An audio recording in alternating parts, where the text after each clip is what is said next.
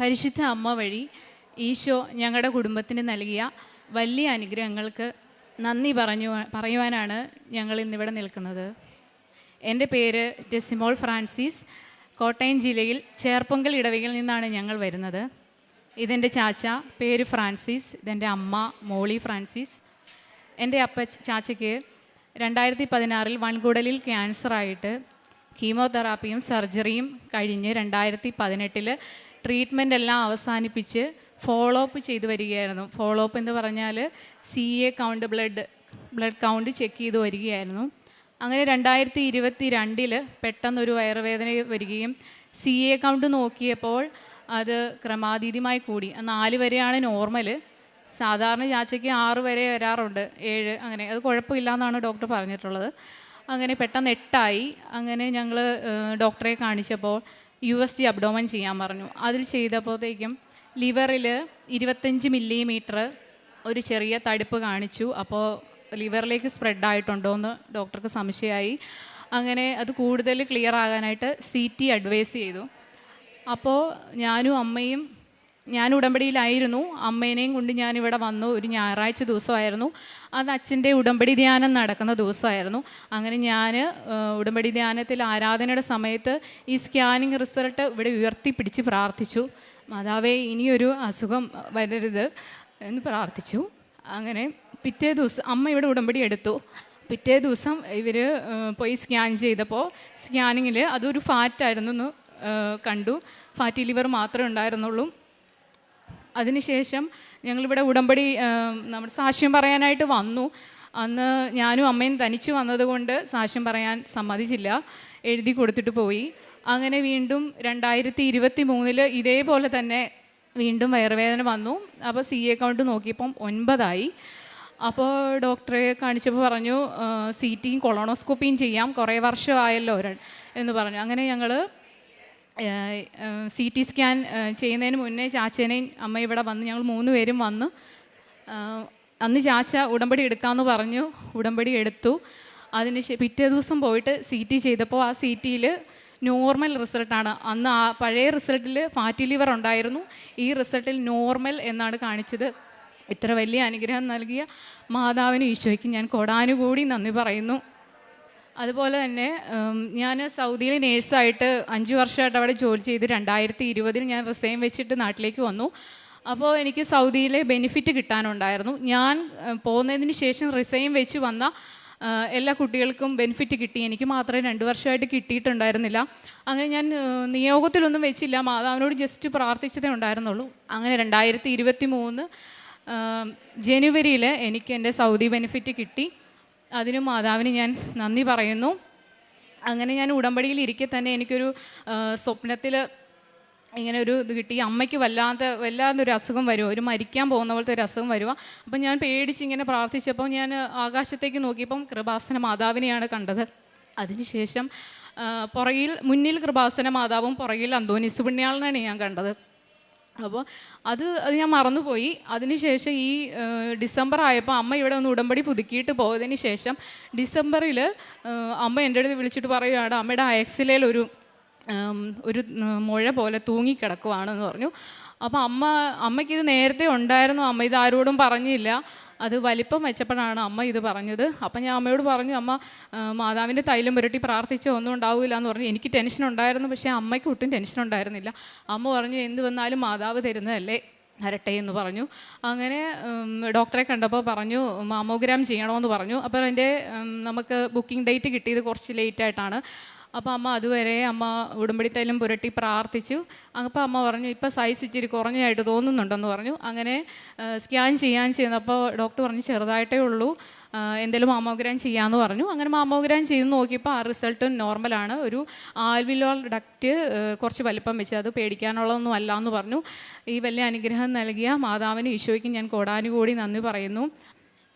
അതുപോലെ എൻ്റെ ആത്മീയ ജീവിതത്തിലാണെങ്കിൽ കുറച്ചും കൂടെ പ്രാർത്ഥിക്കാനുള്ള ഒരിതും, പിന്നെ ബൈബിൾ വായന ഉണ്ടെന്ന് പറഞ്ഞാൽ നമ്മൾ പ്രാർത്ഥിക്കുമ്പം തുറക്കുമ്പോൾ കിട്ടുന്ന ഏതാണോ അതല്ലേ വായിച്ചുകൊണ്ടിരുന്നത്. ഞാൻ അങ്ങനെയായിരുന്നു.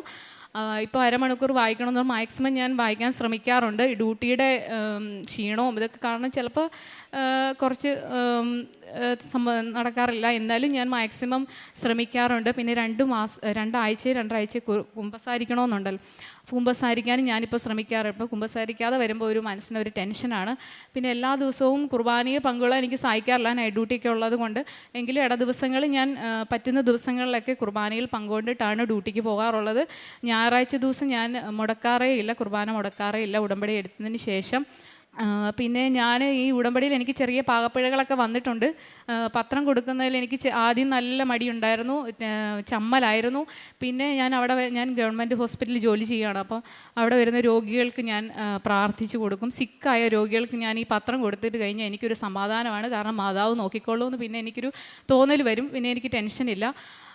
പിന്നെ അവിടെ വരുന്ന ചിലർ നമ്മൾക്ക് പൈസയൊക്കെ ചോദിക്കും. ആ സമയങ്ങളിൽ മരുന്ന് മേടിക്കാനും പിന്നെ അവിടെ ഒരു കാരുണ്യ പ്രവർത്തികൾ ചെയ്യുന്ന ഒരു സംഘടനയുണ്ട്, അവിടെ ഞാൻ ഉച്ചഭക്ഷണത്തിനുള്ള പൈസയായിട്ടാണ് കൊടുക്കാറ്. പിന്നെ ഞാനിങ്ങനെ പാകപ്പിഴകൾ വന്നപ്പോൾ ഞാൻ ഒരു ദിവസം ജോസപ്പച്ചനെ സ്വപ്നം കണ്ടു. ജോസപ്പച്ചൻ ഇവിടെ ദിവ്യകാരുണ്യ സ്വീകരണ സമയമാണ്. അപ്പോൾ ഞാൻ സ്വീകരിക്കാൻ എൻ്റെ അടുത്ത് വന്നപ്പോൾ ജോസപ്പച്ചൻ എനിക്ക് ഈശോയെ തന്നില്ല. അച്ഛൻ പുറകോട്ട് പോയി കഴിഞ്ഞിട്ട് എനിക്ക് ഭയങ്കര വിഷമായി. എന്നിട്ട് അച്ഛൻ എന്നെ രൂക്ഷമായി നോക്കിയിട്ടാണ് പോയത്. അപ്പോൾ എനിക്ക് ഭയങ്കര വിഷമായി. ഞാൻ എന്നിട്ട് അവിടെ തന്നെ നിന്നു. പിന്നെ അച്ഛൻ തിരിച്ചു വന്നതിന് ശേഷമാണ് എനിക്ക് ഈശോയെ തന്നത്. അപ്പോൾ എനിക്ക് മനസ്സിലായി എനിക്ക് എന്തൊക്കെയോ കുറവുകളുണ്ടെന്ന് എനിക്ക് മനസ്സിലായി. അതിനുശേഷം വീണ്ടും 2 മാസം മുന്നേ ഞാൻ അച്ഛനെ വീണ്ടും സ്വപ്നം കണ്ടു. അത് ഞാനും അമ്മയും കൂടെ അച്ഛൻ്റെ അടുത്ത് വന്ന് പ്രാർത്ഥിക്കാനായിട്ടിരിക്കുകയാണ്. അപ്പോൾ അച്ഛൻ അച്ഛൻ എത്ര പ്രാർത്ഥിച്ചിട്ടും എനിക്ക് വേണ്ടി പ്രാർത്ഥിച്ചിട്ട് അച്ഛന് തൃപ്തിയാകുന്നേ ഇല്ല. അച്ഛനിങ്ങനെ വീണ്ടും പ്രാർത്ഥിക്കുക. അതിനുശേഷം അച്ഛൻ പറഞ്ഞു, നിങ്ങൾക്ക് വേണ്ടി പ്രാർത്ഥിക്കാൻ ഒരച്ഛൻ വരും എന്നിങ്ങനെ പറഞ്ഞു. അതിനുശേഷം അച്ഛൻ വീണ്ടും എനിക്ക് വേണ്ടി പ്രാർത്ഥിച്ചപ്പോൾ എനിക്ക് നല്ല സുഗന്ധാഭിഷേകം ലഭിച്ചു. അപ്പോൾ ഞാൻ അച്ഛൻ്റെ കയ്യിൽ കയറി പിടിച്ചിട്ട് പറഞ്ഞു, അച്ഛൻ എനിക്ക് സുഗന്ധാഭിഷേകം ലഭിച്ചു എന്ന് പറഞ്ഞു. പിന്നെ അമ്മയുടെ സങ്കടം ഇങ്ങനെ അച്ഛൻ്റെ അടുത്ത് പറയുന്നതായിട്ട് അങ്ങനെ 2 സ്വപ്നം കണ്ടു. ഞാൻ ഈശോനെയും മാതാവിനെയും വേറെ 2 പ്രാവശ്യം കൃപാസന മാതാവിനെയും ഞാൻ സ്വപ്നം കണ്ടിട്ടുണ്ട്.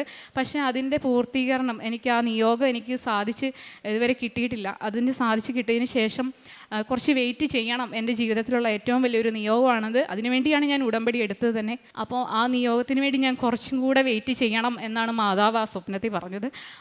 ആ നിയോഗം നടത്തിയതിന് ശേഷം ഞാൻ ആ എൻ്റെ സാക്ഷാത്കാരം സാക്ഷ്യം പറയുന്നതായിരിക്കും. പിന്നെ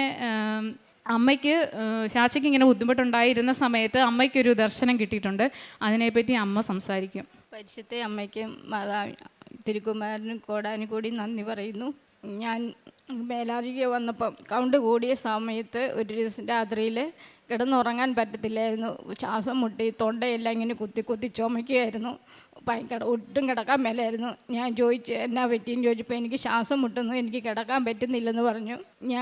അന്ന് പകൽ എനിക്കൊരു കുർബാസനം പത്രം കിട്ടി. ഞാനത് വായിച്ചു. അതിൽ സഞ്ചാരി മാതാവാണ്, ഏതാവശ്യത്തിലും നിങ്ങളുടെ കൂടെ മാതാവ് ഉണ്ടെന്ന് ആ പത്രത്തിലാണ് എഴുതിയിരിക്കുന്നത്. ഞാൻ ഓർത്തു. ഞാൻ താഴെ നിലത്തിറങ്ങിയിരുന്നു. ഞാൻ കൊന്ത ചൊല്ലി. മൂന്നാമത്തെ കൊന്ത പകുതിയായപ്പം മാതാവ് ഉണ്ണീശോയും എൻ്റെ മുമ്പിൽ ഇങ്ങനെ വന്ന് നിന്നു. അത് കഴിഞ്ഞ് ഞാൻ ആ കൊന്ത ചൊല്ലി പൂർത്തിയാക്കി കഴിഞ്ഞപ്പം ആൾ കിടന്നുറങ്ങി. സുഖമായിട്ട് നേരം വെളുക്കുന്നത് വരെ കിടന്നുറങ്ങി. പിന്നെ എൻ്റെ കഷത്തിലൊരു മുഴ 1 വർഷത്തോളമായി. എൻ്റെ കഷത്തിലത് ഇങ്ങനെ തടിപ്പ് കാണാൻ തുടങ്ങിയിട്ട്. അപ്പോൾ ചേട്ടനുണ്ടായിരുന്നു വീട്ടിൽ. ചേട്ടനും ക്യാൻസറായ കാരണം പൈസയുടെ ബുദ്ധിമുട്ടൊക്കെ ഓർത്ത് ഞാനത് മിണ്ടിയില്ല. കഴിഞ്ഞ പ്രാവശ്യം ഏപ്രിൽ 30-ാം തീയതി ചേട്ടൻ മരിച്ചു പോയി. അതിപ്പം ഞാനത് കഴിഞ്ഞ് പള്ളിയിൽ പോകാൻ വേണ്ടി ഉടുപ്പ് ഊരിയപ്പോൾ എൻ്റെ കഷത്തിൽ മുഴ ഇങ്ങോട്ട് തൂങ്ങിക്കിടക്കുന്നു. എനിക്കും പേടിയായി. എന്നാലും ഞാൻ പ്രാർത്ഥിച്ചു. ഞാൻ അന്നേരം തന്നെ മാതാവിൻ്റെ ഉപ്പും തൈലുമൊക്കെ എടുത്ത് തൂത്ത് ഞാൻ പള്ളിയിൽ പോയിട്ട് വന്ന വഴിക്ക് ഞാൻ ആശുപത്രിയിൽ പോയി. ഡോക്ടറെ കാണിച്ചപ്പോൾ ഡോക്ടർ പറഞ്ഞു, ഇത് ചെറിയ തടുപ്പുണ്ട്, ഇത് മാമോഗ്രാം ചെയ്യാൻ പറഞ്ഞു. അപ്പോൾ അത് 1 മാസത്തെ അവധി ഉണ്ടായിരുന്നു. ബുക്ക് ചെയ്ത് കിട്ടിയപ്പം അതുവരെ ഞാൻ തൈലവും തേച്ച് വിശ്വാസപ്രമാണം ചൊല്ലി കൊന്തേ ജപമാലയെ ചൊല്ലി പ്രാർത്ഥിച്ചുകൊണ്ട് നടന്നു. എനിക്ക് പേടിയൊന്നും തോന്നിയില്ല. എങ്കിലും ഞാൻ എന്തായാലും ഇത്രയൊക്കെ കഷ്ടപ്പാടും ബുദ്ധിമുട്ടിലൂടെ കടന്നു വന്നതല്ലേ, ഇത്രയും ഞങ്ങളെ കാത്തു രക്ഷിച്ച് അമ്മ ഞങ്ങളെ കാത്തോളൂ എന്നുള്ള ഒരു വിശ്വാസം എനിക്കുണ്ടായിരുന്നു. അതിൻ്റെ മാമോഗ്രാം ചെയ്ത് കഴിഞ്ഞ് അതിൻ്റെ റിസൾട്ട് വന്നപ്പം എനിക്ക് കുഴപ്പമൊന്നുമില്ല. അതിൻ്റെ മുഴ അങ്ങോട്ട് ചുങ്ങിപ്പോയി. ഇത്രയും ഞങ്ങളെ അനുഗ്രഹിച്ച അമ്മയ്ക്കും തിരുക്കുമാരനും കോടാനുകൂടി ഞാൻ നന്ദി പറയുന്നു. എൻ്റെ പേര് ഫ്രാൻസിസ്. എനിക്ക് ദൈവം തന്ന ഈ അനുഗ്രഹത്തിന് നന്ദി പറയുന്നു. ഇപ്പോൾ നേരത്തെക്കാട്ടും നന്നായിട്ട് പണി ചെയ്യുന്നുണ്ട്. 62 വയസ്സുണ്ട്. പക്ഷേ ദൈവത്തിൻ്റെ അനുഗ്രഹം കൊണ്ട് ഞാനിപ്പോഴും നല്ലോണം പണി ചെയ്യുന്നു, കുടുംബം നന്നായിട്ട് നോക്കുന്നു. ഇത്ര വലിയ അനുഗ്രഹം നൽകിയ പരിശുദ്ധ അമ്മയ്ക്കും ഈശോയ്ക്കും ഞാൻ കോടാനുകൂടി നന്ദി പറയുന്നു. പ്രേക്ഷിത പ്രവർത്തനം ഞാൻ പത്രം വിതരണം ചെയ്യാറുള്ള രോഗികൾക്ക് തന്നെയാണ്, പിന്നെ ബസ് സ്റ്റാൻഡിലും ഒക്കെ കൊടുക്കാറുണ്ട്. 23-ാം സങ്കീർത്തനം 4-ാം തിരുവചനം പറയുന്നു, മരണത്തിൻ്റെ നിഴൽ വീണ താഴ്വരയിലൂടെയാണ് ഞാൻ നടക്കുന്നതെങ്കിലും അവിടുന്ന് കൂടെയുള്ളതിനാൽ ഞാൻ ഭയപ്പെടുകയില്ല. അങ്ങയുടെ ഊന്നുവടിയും ദണ്ടും എനിക്ക് ഉറപ്പേകുന്നു. ഉടമ്പടി എടുക്കുന്നവർക്കുള്ള വലിയ പ്രത്യാശയും വലിയ വിശ്വസ്തതയുമാണ് സംരക്ഷണവുമാണ് ഈ ദൈവത്തിൻ്റെ ഊന്നുവടിയും. നമുക്കെത്ര തന്നെ ഭയമുണ്ടെങ്കിലും നമുക്കെത്ര തന്നെ അസ്വസ്ഥതകളുണ്ടെങ്കിലും തമ്പുരാൻ്റെ ആ ഊന്നുവടി നമുക്കെപ്പോഴും ബലം നൽകുന്നു എന്നാണ് തിരുവചനം നമ്മെ എപ്പോഴും ഓർമ്മിപ്പിച്ചുകൊണ്ട് ഇരിക്കുന്നത്. ഇവിടെ റെസിമോളുടെ കുടുംബം ഇവിടെ വന്ന് ആൾത്താരയിൽ കയറി പ്രത്യക്ഷീകരണത്തിൻ്റെ സാക്ഷികളായതിൻ്റെ സന്തോഷം നന്ദിയും പ്രകടിപ്പിക്കുകയാണ്. ഫ്രാൻസിസിനെ, റെസിമോളുടെ ചാച്ചയ്ക്ക് ഒരു വലിയ ക്യാൻസർ എന്നൊരു രോഗം അദ്ദേഹത്തിനുണ്ടായിരുന്നു. അത് ട്രീറ്റ് ചെയ്ത് ശരിയായതിന് ശേഷം അവർ നല്ല ഉടമ്പടി സംരക്ഷണത്തിലായിരുന്ന സമയത്ത് തന്നെ വീണ്ടും അതിനൊരു സംശയം വന്നു. അവർ ഉടമ്പടിയിൽ വളരെ വിശ്വസ്തയോടുകൂടി പ്രാർത്ഥിക്കുകയും മുന്നേറുകയും ചെയ്തതിൻ്റെ ഫലമായി അടുത്തുള്ള നെക്സ്റ്റ് വന്ന ഒരു സ്കാനിങ്ങിൽ അദ്ദേഹത്തിന് യാതൊരു പ്രശ്നവുമില്ല. ഫാറ്റ് ലിവർ ഉണ്ടെന്ന് പറഞ്ഞ ഒരു റിപ്പോർട്ടായിരുന്നു, അത് ഇല്ല എന്ന് മെഡിക്കൽ റിപ്പോർട്ട് അവർക്ക് ലഭിച്ചു. ഇതിനുള്ള ഒരു പ്രതിവിധി ഇവർ കണ്ടെത്തിയത് റെസിമോൾ മറ്റൊരു സ്ഥലത്ത് ജോലി ചെയ്യുകയാണ്, ഗവൺമെൻറ് ഹോസ്പിറ്റലിൽ. ഇവിടെ നടക്കുന്ന കൃപാസനത്തിൽ നടക്കുന്ന ആരാധനാ സമയത്ത് ഈ മകൾ ചാച്ചയുടെ റിപ്പോർട്ട് ഈശോയ്ക്ക് സമർപ്പിച്ചുകൊണ്ടാണ് ഓൺലൈനിൽ പ്രാർത്ഥിച്ചത്, എൻ്റെ ചാച്ചയ്ക്ക് സൗഖ്യം നൽകണമെന്ന്. അച്ഛൻ നമ്മളോട് പറയാറുണ്ട്, ഡെയിലി ബ്രെഡിലായാലും ആരാധനാ സമയങ്ങളിലും ധ്യാന സമയങ്ങളിലും ഒക്കെ അച്ഛൻ നമ്മളോട് പറയാറുണ്ട്, നിങ്ങളുടെ കൈകൾ വെച്ച് പ്രാർത്ഥിക്കുക. നിങ്ങളുടെ പ്രിയപ്പെട്ടവരോ അല്ലെങ്കിൽ നിങ്ങൾ പ്രാർത്ഥിക്കുന്നവരോ നിങ്ങൾക്ക് തന്നെയോ അസുഖങ്ങളുണ്ടെങ്കിൽ അസ്വസ്ഥതകളുണ്ടെങ്കിൽ നിങ്ങൾ ആ സ്ഥലങ്ങളിൽ കൈകൾ വെച്ച് ഈശോയുടെ തിരുരക്തത്താൽ നമ്മൾ അഭിഷേകം ചെയ്യപ്പെടാനായി സൗഖ്യത്തിനായി പ്രാർത്ഥിക്കാൻ അച്ഛൻ നമ്മളോട് പറയാറുണ്ട്. ആ പ്രാർത്ഥനയ്ക്ക് വളരെ വളരെ പോസിറ്റീവായ ഉത്തരമാണ് നമുക്ക് ലഭിക്കുന്നത്. ഉടൻ പരിഹാരം അല്ലെങ്കിൽ ഉടൻ സൗഖ്യമാണ് നമുക്ക് ലഭിക്കാറുള്ളത്.